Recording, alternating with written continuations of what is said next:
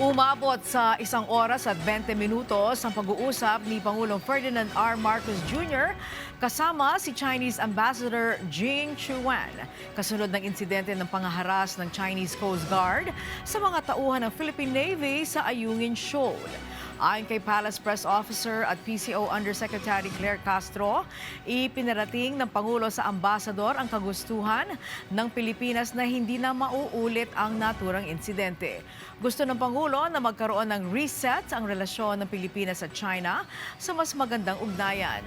Sinabi rin ng Malacanang na wala itong impormasyon sa umano'y arrangement na nalabag umano ng Philippine Navy na nagresulta sa paglapit ng CCG sa BRB Sierra Madre. Hindi na inedetalye ng palasyo ang iba pang napag-usapan sa pulong pero sinabi nito na naging positibo ang outcome ng naturang meeting. Yan ang gustong ipahiwatig ng Pangulo. So kung anumang issue meron ang China at ang Pilipinas, gusto niya magkaroon ng reset sa pag-uusap na yon. Nadinig siya ng ambassador ng China, nadinig din ng Pangulo ng ambassador ng China. So with that, sana magkaroon ng mas magandang resulta.